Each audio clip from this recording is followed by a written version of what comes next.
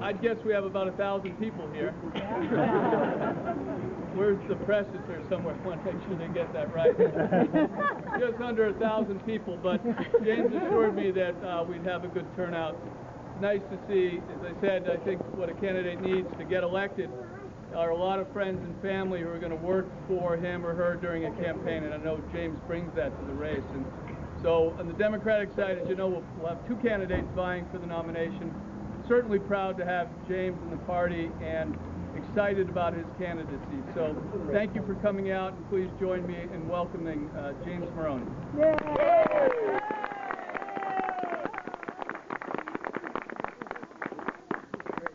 Thank you very much. Looking out here, it really is, I'm very thankful and appreciative for everyone who came here. Before my uncle spoke with my grandfather, not long before my grandfather died, and he had said to him, John, I've lived the American dream.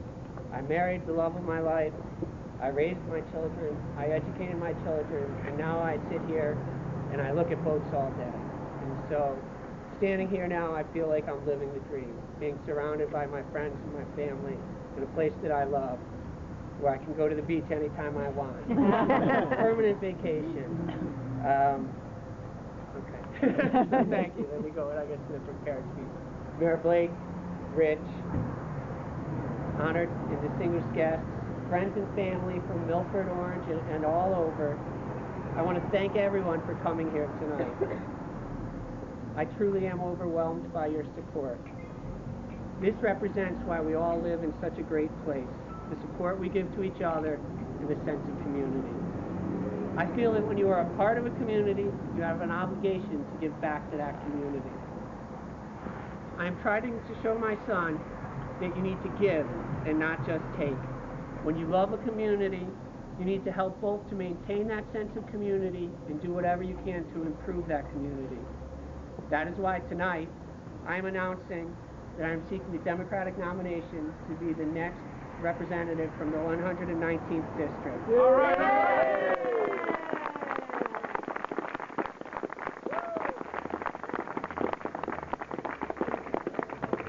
I believe that I can make a difference. I stand here tonight honored by your support as I embark upon a journey to earn the privilege to represent you in Hartford. Together, we will continue to make Milford and Orange great places to live and help make a difference for all of Connecticut. 13 years ago, I left my job trading stocks on Wall Street to come back home to Milford. I left trading stocks because there was only one way to tell whether you had a good day or a bad day: how much money you made. And that's not how I wanted to evaluate my life. There was no interaction with people, and I wanted to have a career where I could interact with people and feel that I was meaningfully impacted their lives. So I left that job and returned home to Milford to start my business, First Choice College Placement. And for the past 13 years, we have made a difference for almost 2,000 families and countless more who have attended our seminars, workshops, and other outreach programs. Education is my profession, and it's my passion. I am now serving on the Board of Education because I want to give back to the school system that has given so much to me. I am a Jonathan Law graduate. My brother and sister are Jonathan Law graduates. My parents are Jonathan Law graduates. My stepmother is a Milford High School graduate. And she was a former Milford teacher. My grandmother was a Milford High School graduate and a former Milford teacher. My son is now in kindergarten in the Milford Public Schools. I have friends here who I've known since first grade who are here to support me, and those relationships are very important. My nieces are now entering the Orange Public Schools. Actually, 2 of them are already in the Orange Public Schools, and get ready, Orange, 1 more is on.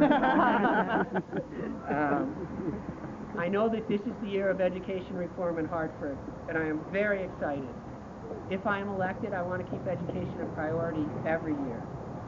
Education is important not just for the children, but an educated workforce is important in order to attracting the best companies who will bring the best jobs. You may not know this, but the United States, for students who test in the top 5% of math in the United States, only test in the 50th percentile relative to the rest of the world. Our best are only average. We are not preparing our students just to compete against other citizens of Connecticut or the United States. They're entering a global economy, and average is not good enough. We must do better for our children and for ourselves. Talking with constituents and speaking with friends and other parents, one particular issue has resonated with me. Many people feel that they aren't being heard and that their concerns aren't being valued. My father is an accounting professor, and he works in behavioral accounting. And for one of his papers, he did a study.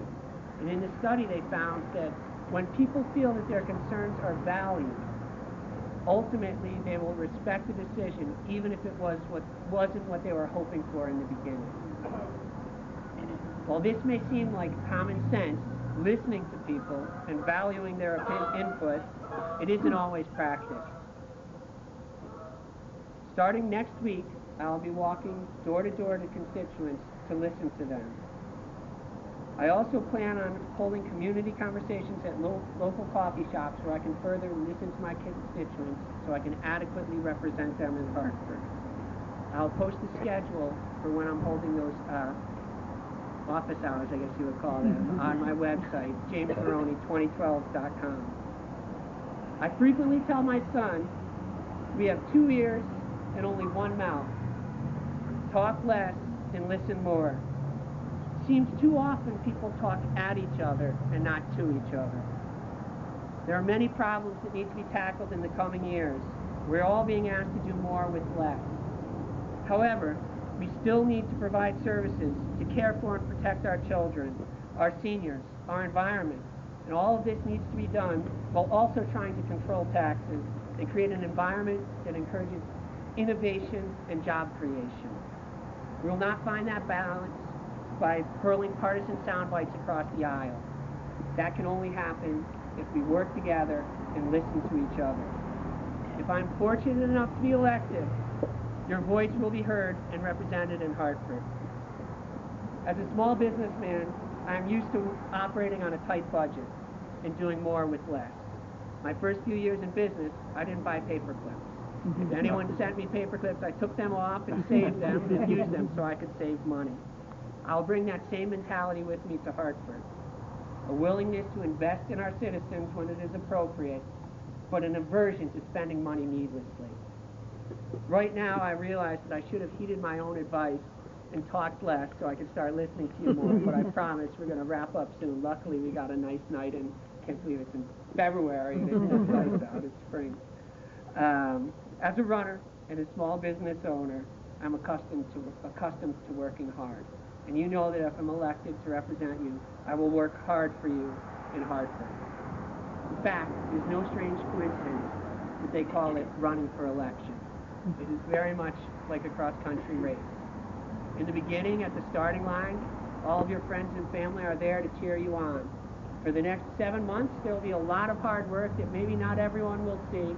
And then in November, we'll get to the finish line, and hopefully we'll have a lot more cheering. The truth is, I can't win this race alone. But we can win it together. With your support, the support of my wife and son,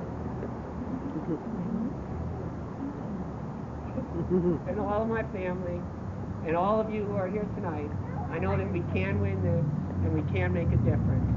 So thank you all for coming out tonight. And yeah, I invite you over to Stonebridge, and I will stay around here if anyone has questions or wants to learn more about me.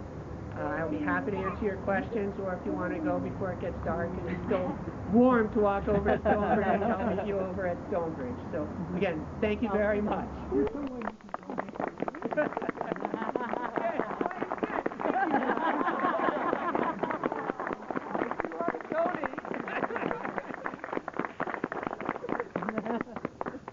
Yeah, buddy. And Dad, if you want to come up here so I can show people. This is the deputy treasurer. I'm really not having you send money to me. There is another thing. Charlie, do you want to?